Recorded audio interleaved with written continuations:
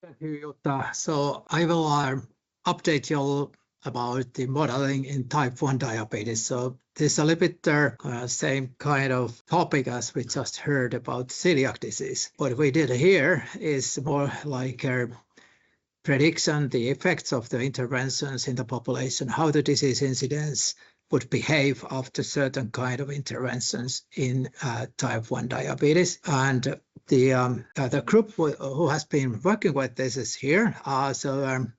Jüri Rökman is the expert in the modeling, Jukka Ranta, Markus Xenakis, and then the others are clinicians or expert in diabetes. And what's this all about?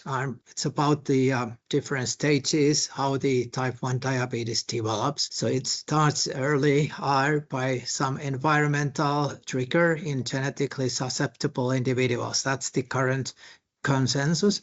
And then the autoimmunity starts, leading to stage 1 diabetes, which means that you have certain combination of autoantibodies which tells that you actually will develop the clinical diabetes after a lag time, which can vary a lot from years to tens of years.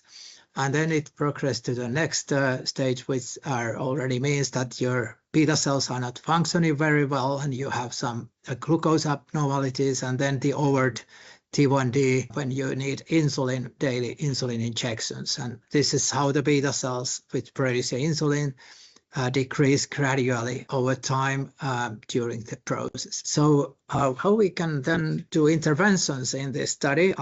We could do primary prevention if we would have any mean to prevent the trigger of the autoimmune process. And there could be some candidates like enterovirus vaccine, or previously there was a cow's milk exposure which was tested in the big clinical trial, and this kind of candidates exist. The other option is to do secondary prevention, where you already have a child with this autoimmune process going on, and then you can try to delay or halt the whole process by immunomodulatory treatments, or there has been also trial testing antiviral drugs to eliminate the persisting chronic infection in the pancreas. So this is called secondary prevention. So you can do both this kind of preventions, or if you have the tools, approved drugs to do that. There's only one drug available now, and that's for the secondary prevention for the stage 2 diabetes. So this drug delays the progression of stage 2 to stage 3. And now there's a lot of interest how to predict what happens to the prevalence and incidence of type 1 diabetes if you really use this kind of drugs, which, for example, delay the change from pre-diabetes to clinical diabetes.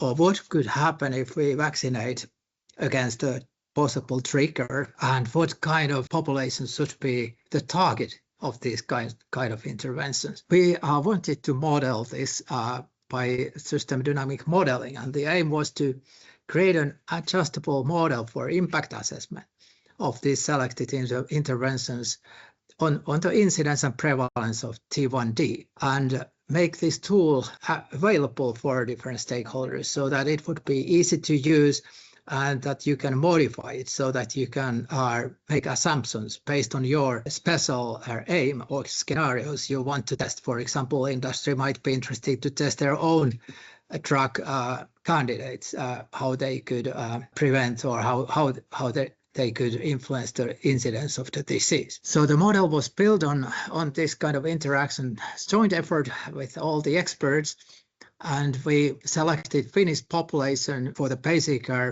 input data to model these different stages and genetic susceptibility and the prevalence of autoimmunity in the population and its progression to T1D.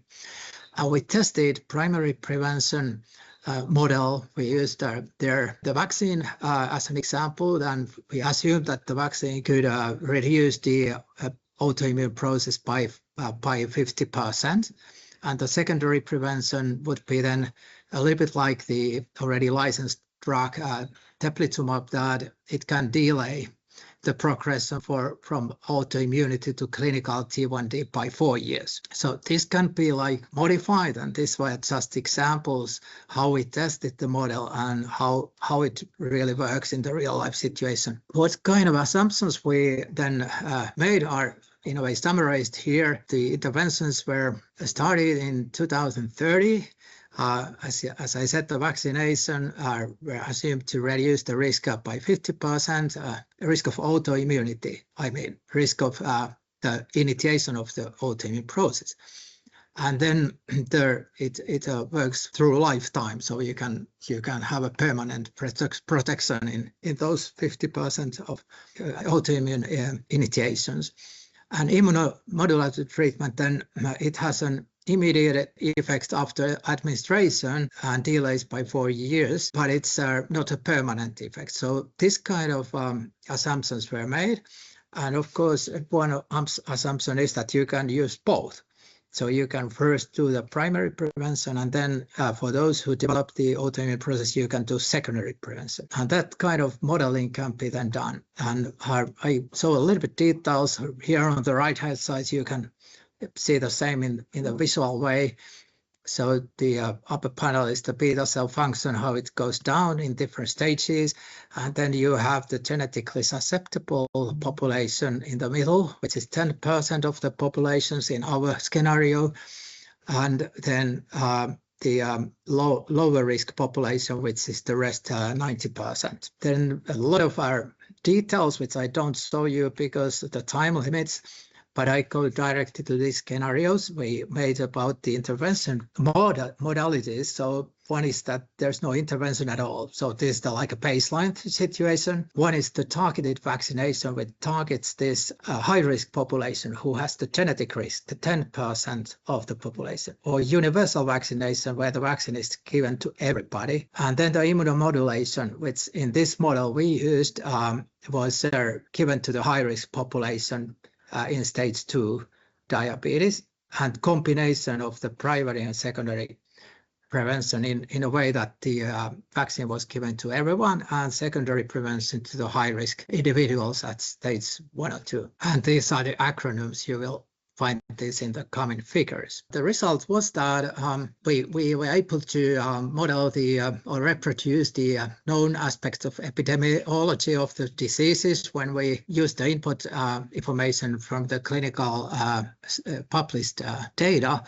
And it seems that the uniform vaccination was actually quite effective, and also the secondary prevention was effective. And if you look them in a visual way, I think this panel is maybe the most important one, where the intervention is given to young children, and then you can see that the combination of the primary and secondary prevention gives the most significant decrease in the incidence of T1D. The universal vaccination alone is also very effective, and then the others are not so effective, but still a very significant reduction can be seen. This is actually the summary I wanted to show you. Maybe the policy relevance could be summarized so that clearly these kind of prediction models are needed now when the interventions become available. The first one is already available, but I think the